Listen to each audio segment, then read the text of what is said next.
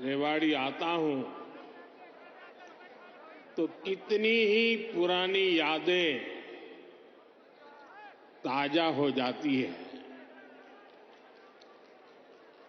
रेवाड़ी से मेरा रिश्ता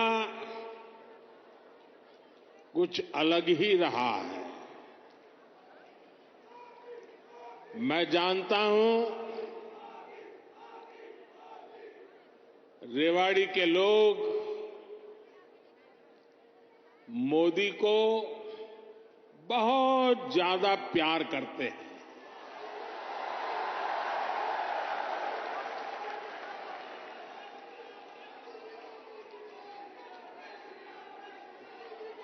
और अभी मेरे मित्र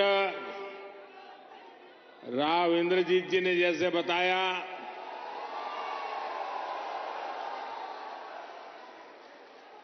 मुख्यमंत्री मनोहर लाल जी ने जैसे बताया कि मैं 2013 में जब भारतीय जनता पार्टी ने मुझे पीएम के उम्मीदवार के रूप में घोषित किया था, तो मेरा पहला कार्यक्रम रेवाड़ी में हुआ था।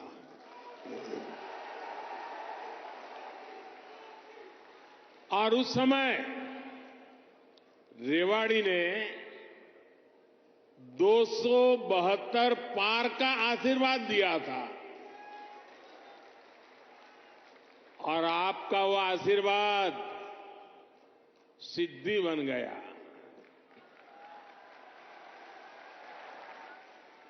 अब लोग कह रहे हैं कि मैं फिर एक बार रेवाड़ी आया हूं, तो आपका आशीर्वाद है अब की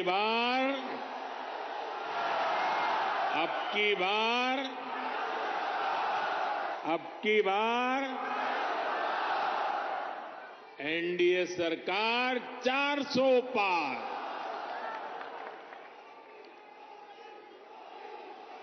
साथियों, लोकतंत्र में सीटों का महत्व तो है ही, लेकिन मेरे लिए उसके साथ साथ जनता जनार्दन का आशीर्वाद, ये मेरे लिए बहुत बड़ी पूंजी है।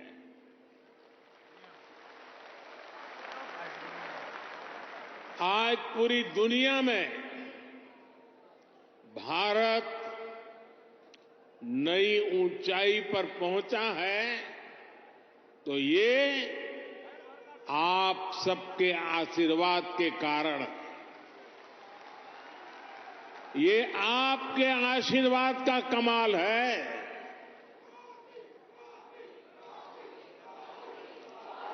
मैं कल ही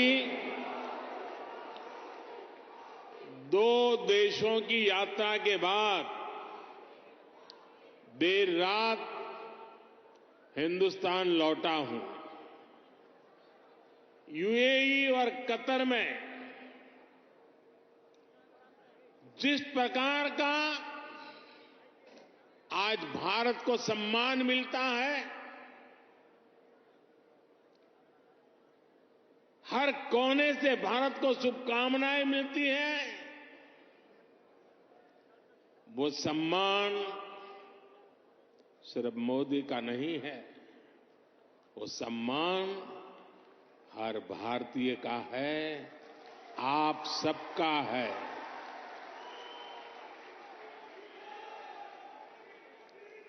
भारत ने G20 का सफल सम्मेलन किया, तो ये आपके आशीर्वाद से हुआ। भारत का तिरंगा चंद्रमा पर वहां पहुंचा जहां कोई नहीं पहुंच सका, तो ये आपके आशीर्वाद से हुआ।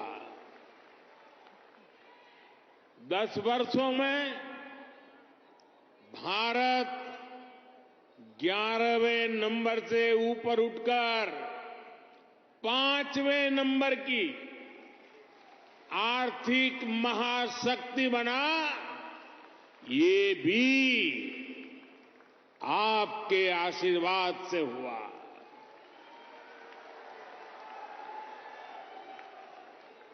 और अब मुझे अपने तीसरे टर्म में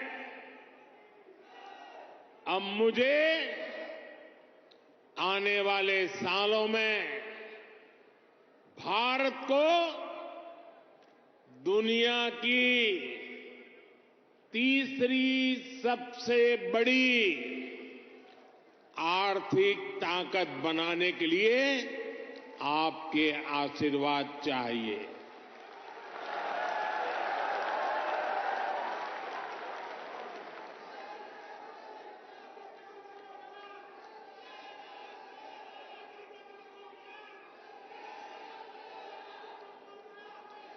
हरियाणा के मेरे भाई और बहनों, विकसित भारत बनाने के लिए हरियाणा का विकसित होना भी बहुत जरूरी है। और हरियाणा तभी विकसित होगा जब यहां आधुनिक सड़कें बनेगी। हरियाणा तभी विकसित होगा जब यहां रेलवे का आधुनिक नेटवर्क होगा। हरियाणा तभी विकसित होगा जब यहां बड़े और अच्छे अस्पताल होंगे। थोड़ी देर पहले ही मुझे ऐसे अनेक कामों से जुड़ी लगभग 10,000 करोड़ रुपए की परियोजनाएं हरियाणा को सौंपने का अवसर मिला है। इसमें रेवाड़ी एम्स है, गुरुग्राम मेट्रो है, कई रेल लाइन है, नई ट्रेन है। इनमें ज्योति सरमय कृष्ण सर्किट योजना से बना एक आधुनिक और भव्य म्यूजियम भी है। और प्रभु राम के आशीर्वाद ऐसे हैं कि आजकल मुझे हर स्थान पर ऐसे पवित्र कामों से जुड़ने का अवसर मिल जाता है। ये राम जी की कृपा है। ये म्यूजियम भगवान श्री कृष्ण के गीता संदेश और इस पावन धरा की भूमिका से दुनिया को परिचित कराएगा। मैं रेवाड़ी सहित पूरे हरियाणा के लोगों को इन सुविधाओं के लिए बहुत बहुत बधाई देता हूं। भाई और बहनों, आजकल देश और दुनिया में मोदी की गारंटी की बहुत चर्चा है।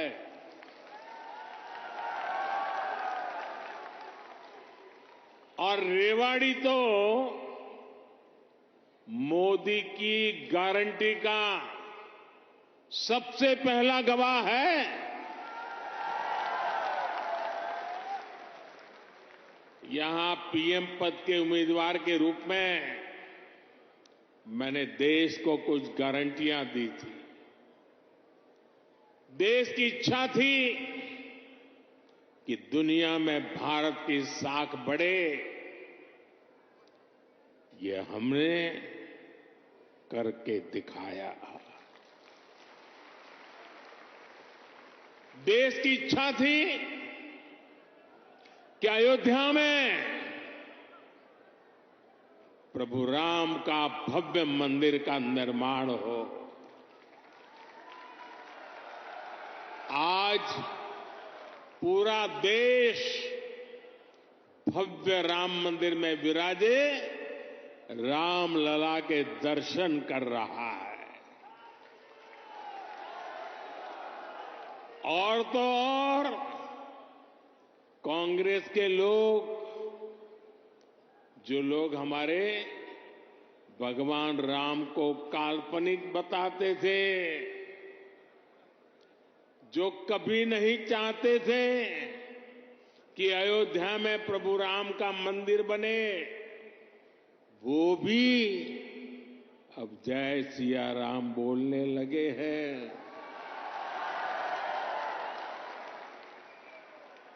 साथियों,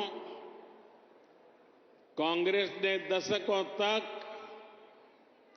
जम्मू कश्मीर से आर्टिकल 370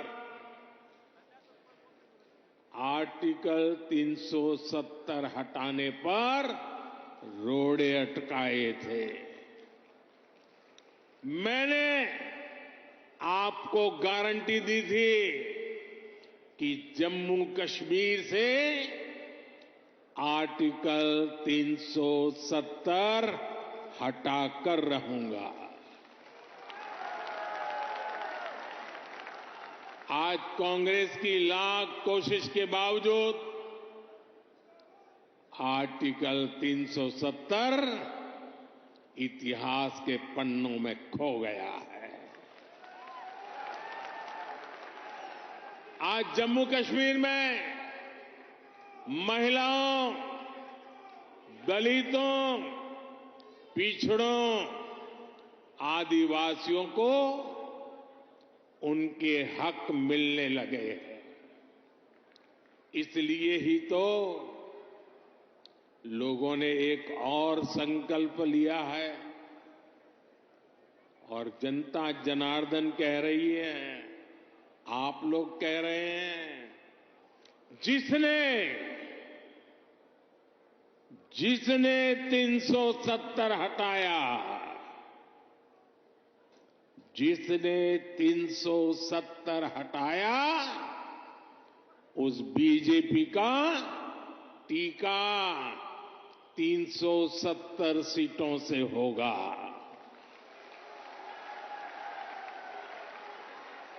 बीजेपी के 370 ही पहुंचाएंगे एनडीए को 400 पार। साथियों, यहीं रेवाड़ी में मैंने पूर्व सैनिकों को 1 रैंक 1 पेंशन लागू करने की गारंटी दी थी। कांग्रेस वाले सिर्फ 500 करोड़ रुपए दिखाकर 1 रैंक 1 पेंशन लागू करने का झूठ बोलते थे। रेवाड़ी की वीर धरा से लिया गया वो संकल्प मैंने आपके आशीर्वाद से पूरा किया।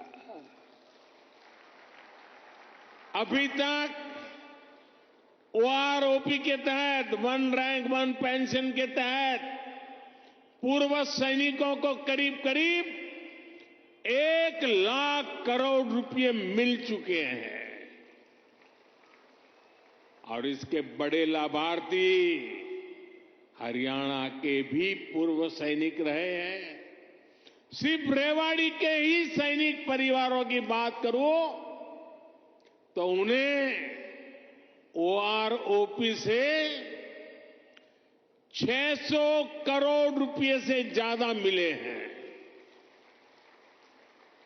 आप मुझे बताइए, जितना पैसा रेवाड़ी के सैनिक परिवारों को मिल रहा है, उससे भी कम कांग्रेस ने पूरे देश के पूर्व सैनिकों के लिए बजट में रखा था, सिर्फ 500 करोड़। ऐसे झूठ और धोखेबाजी के कारण ही कांग्रेस को देश ने नकार दिया है। साथियों, मैंने रेवाड़ी वासियों को, हरियाणा के परिजनों को यहां एम्स बनाने की भी गारंटी दी थी।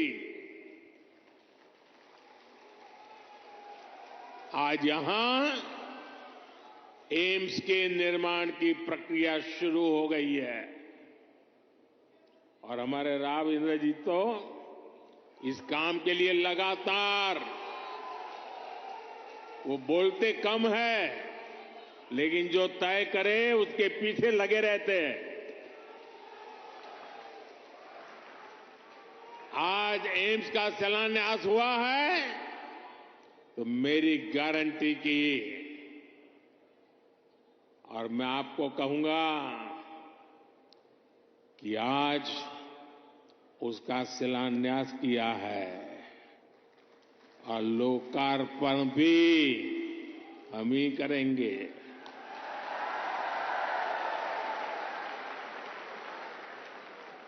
और इससे आपको बेहतर इलाज भी मिलेगा, युवाओं को डॉक्टर बनने का अवसर भी मिलेगा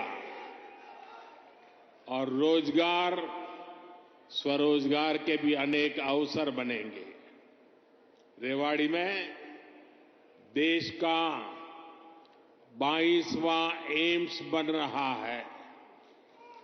पिछले 10 वर्षों में 15 नए एम्स स्वीकृत किए जा चुके हैं। आजादी के बाद से लेकर 2014 तक देश में करीब 380 मेडिकल कॉलेज बने थे। बीते 10 वर्षों में 300 से अधिक नए मेडिकल कॉलेज बने हैं। हरियाणा में भी हर जिले में कम से कम एक मेडिकल कॉलेज बनाने का काम तेजी से चल रहा है।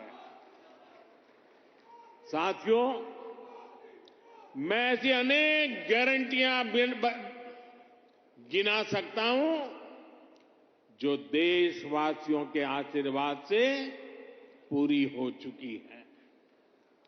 लेकिन कांग्रेस का ट्रैक रिकॉर्ड क्या है? कांग्रेस का ट्रैक रिकॉर्ड देश की आधे से अधिक आबादी को दशकों तक छोटी छोटी जरूरतों से दूर रखना का है, तरसाने का है। कांग्रेस का ट्रैक रिकॉर्ड सिर्फ एक परिवार के हित को देश और देशवासियों के हित से ऊपर रखने का है। कांग्रेस का ट्रैक रिकॉर्ड इतिहास के सबसे बड़े घोटालों का है। कांग्रेस का ट्रैक रिकॉर्ड आतंकवाद और अलगाववाद को बढ़ावा देने का है। कांग्रेस का ट्रैक रिकॉर्ड सेना और सैनिक दोनों को कमजोर करने का है। ये बातें याद रखनी जरूरी है क्योंकि आज भी कांग्रेस की टीम वही है, नेता वही है, नीयत वही है और उन सब की निष्ठा एक ही परिवार के लिए है। तो नीति भी तो वही होगी जिसमें लूट है, भ्रष्टाचार है, बर्बादी है। साथियों, कांग्रेस सोचती है कि सत्ता में रहना उसका जन्मसिद्ध अधिकार है, इसलिए गरीब का ये बेटा जब से पीएम बना है, ये एक के बाद एक मेरे खिलाफ साजिशें करते जा रहे हैं। लेकिन ईश्वर रूपी जनता जनार्दन का आशीर्वाद मेरे साथ है। कांग्रेस की हर साजिश के सामने जनता जनार्दन ढाल बनकर खड़ी हो जाती है। जितना ज्यादा कांग्रेस साजिशें करती है, उतना ही ज्यादा जनता मुझे मजबूत करती है, अपना आशीर्वाद देती है। इस बार भी कांग्रेस ने मेरे खिलाफ सारे मोर्चे खोल दिए हैं, लेकिन मेरे देश की जनता का सुरक्षा कवच, और जब जनता का सुरक्षा कवच होता है, जनता जनार्दन का आशीर्वाद होते हैं, माताएं बहनें ढाल बनकर के खड़ी होती हैं, तो संकटों से पार भी निकलते हैं और देश को आगे भी बढ़ाते हैं। और इसलिए आप सबके आशीर्वाद से हिंदुस्तान के कोने कोने में जो मैं अनुभव कर रहा हूं, इसलिए लोग कह रहे हैं एनडीए सरकार 400 पार। एनडीए सरकार, एनडीए सरकार, एनडीए सरकार।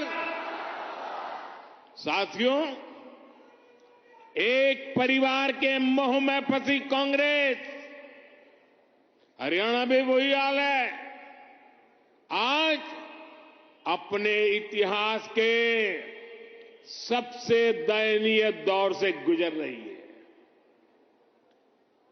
इनके नेता से अपना एक स्टार्टअप नहीं संभल रहा। ये लोग देश संभालने का सपना देख रहे हैं। आज कांग्रेस की हालत देखिए। कांग्रेस के पुराने नेता एक एक करके इनको छोड़कर जा रहे हैं। जिन्होंने कभी इनके साथ आने का इरादा किया था, वो भी इनसे भाग रहे हैं। आज स्थिति ये है कि कांग्रेस के पास अपने कार्यकर्ता तक नहीं बचे हैं। जहां कांग्रेस सरकार में है, वहां इनसे अपनी सरकारें भी नहीं संभल रही है। आज हिमाचल में लोगों को वेतन और पेंशन देने तक में मुश्किलें आ रही है। कर्नाटका में विकास की योजनाओं पर भी कांग्रेस सरकार काम नहीं कर पा रही है। भाई और बहनों, एक तरफ कांग्रेस का कुशासन है और दूसरी तरफ बीजेपी का सुशासन। यहां 10 वर्षों से डबल इंजन सरकार है। इसलिए गरीब कल्याण की जो भी योजनाएं मोदी ने बनाई है, उनके 100% अमल में हरियाणा अव्वल है। हरियाणा खेती के क्षेत्र में भी अभूतपूर्व प्रगति कर रहा है और यहां उद्योगों का दायरा भी निरंतर बढ़ रहा है। जिस दक्षिण हरियाणा को विकास में पीछे रखा गया, आज वो कहीं तेजी से आगे बढ़ रहा है। देश में रोड हो, रेल हो, मेट्रो हो, उनसे जुड़ी जो बड़ी परियोजनाएं हैं, वो इसी हिस्से से गुजर रही है। दिल्ली मुंबई एक्सप्रेसवे के, दिल्ली दौसा लालसोट के पहले चरण का उद्घाटन हो गया है। देश का सबसे लंबा एक्सप्रेसवे हरियाणा के गुरुग्राम, पलवल और नूंह जिलों से होकर गुजर रहा है। साथियों, 2014 से पहले हरियाणा में रेलवे के विकास के लिए हर वर्ष औसतन 300 करोड़ रुपए का बजट मिलता था। 300 करोड़ रुपए। इस वर्ष हरियाणा में रेलवे के लिए करीब करीब 3,000 करोड़ रुपए का बजट रखा गया है। अब देखिए कहां 300 करोड़ और कहां 3,000 करोड़। और ये अंतर पिछले 10 सालों में आया है। रोहतक, महम, हांसी, जिंद, सोनीपत जैसी नई रेल लाइनों और अंबाला, कैंट, दप्पर जैसी लाइनों के दोहरीकरण से लाखों लोगों का फायदा होगा। ऐसी सुविधाएं जब बनती है तो जीवन भी आसान होता है और कारोबार भी आसान होता है। भाई और बहनों, इस क्षेत्र में किसानों को पानी की बहुत समस्या रहती थी। राज्य सरकार ने इस समस्या के समाधान के लिए भी सराहनीय काम किया है। दुनिया की सैकड़ों बड़ी कंपनियां आज हरियाणा से चल रही हैं। इसमें बहुत बड़ी संख्या में नौजवानों को रोजगार मिला है। साथियों, हरियाणा कपड़ा और परिधान उद्योग में भी अपना नाम ऊंचा कर रहा है। देश से निर्यात होने वाले 35% से अधिक कालीन, करीब 20% परिधान हरियाणा में ही बनते हैं। हरियाणा के टेक्सटाइल उद्योग को हमारे लघु उद्योग आगे बढ़ा रहे हैं। पानीपत हथकरघा उत्पादों के लिए, फरीदाबाद कपड़ा उत्पादन के लिए, गुरुग्राम रेडीमेड गारमेंट के लिए, सोनीपत टेक्निकल टेक्सटाइल के लिए, तो भिवानी गैर बुने हुए वस्त्रों के लिए आज प्रसिद्ध है। पिछले 10 वर्षों में एमएसएमई के लिए, लघु उद्योगों के लिए लाखों करोड़ रुपए की मदद केंद्र सरकार ने दी है। इससे पुराने लघु उद्योग, कुटीर उद्योग ये तो मजबूत हुए ही हैं, हरियाणा में हजारों नए उद्योग भी स्थापित हुए हैं। साथियों, रेवाड़ी तो विश्वकर्मा साथियों की कारीगरी के लिए भी जाना जाता है। यहां की पीतल की कारीगरी और हस्तकला बहुत मशहूर है।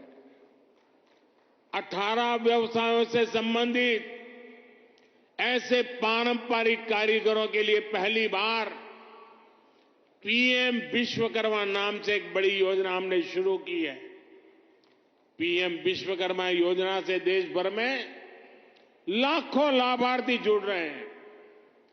भाजपा सरकार इस योजना पर 13,000 करोड़ रुपए खर्च करने जा रही है। ये योजना हमारे इन पारंपरिक कारीगरों और उनके परिवारों का जीवन बदलने वाली है। भाई और बहनों, मोदी की गारंटी उसके साथ है जिसके पास गारंटी देने के लिए कुछ भी नहीं है। देश के छोटे किसान के पास बैंकों को गारंटी देने के लिए कुछ नहीं था। मोदी ने उन्हें पीएम किसान सम्मान निधि की गारंटी दी। देश के गरीब, दलित, पिछड़े, ओबीसी परिवार के बेटे बेटियों के लिए बैंकों में गारंटी देने के लिए कुछ नहीं था। मोदी ने मुद्रा योजना शुरू की और बिना गारंटी का लोन देना शुरू किया। देश में अनेक साथी रेहड़ी पटरी ठेले पर छोटा मोटा कारोबार करते आए। दशकों से ये काम शहरों में साथी करते रहे हैं। इनके पास भी गारंटी देने के लिए कुछ नहीं था। पीएम स्वनिधि योजना से इनकी गारंटी भी मोदी ने ली है। साथियों, गांव की हमारी बहनों की स्थिति 10 वर्ष पहले तक क्या थी? बहनों का अधिकतर समय पानी के जुगाड़ में, खाना पकाने के लिए लकड़ी या दूसरे इंतजाम में लग जाता था। मोदी मुफ्त गैस कनेक्शन लेकर आया, घर तक पानी का नल लेकर के आया। आज हरियाणा के गांवों की मेरी बहनों को सुविधा हो रही है, समय बच रहा है। यही नहीं, इस समय का उपयोग बहनें अपनी कमाई बढ़ाने के लिए कर पाए, इसका भी इंतजाम किया गया है। पिछले 10 वर्षों में देश भर में 10 करोड़ बहनों को हमने स्वयं सहायता समूहों से जोड़ा है। इसमें हरियाणा की भी लाखों बहनें हैं। बहनों के इन समूहों को लाखों करोड़ रुपए की मदद दी गई है। मेरी कोशिश यही है कि ज्यादा से ज्यादा बहनों को लखपति दीदी बना सकूं। अभी तक 1 करोड़ बहनें लखपति दीदी बन चुकी है। कुछ दिन पहले जो बजट हम लेकर आए हैं, उसमें 3 करोड़ बहनों को लखपति दीदी बनाने का लक्ष्य रखा गया है। हमने नमो ड्रोन दीदी योजना भी शुरू की है। इसके तहत बहनों के समूहों को ड्रोन चलाने की ट्रेनिंग दी जाएगी और ड्रोन दिए जाएंगे। ये ड्रोन खेती के काम में आएंगे और इससे बहनों को अतिरिक्त कमाई होगी। साथियों, हरियाणा अद्भुत संभावनाओं का राज्य है।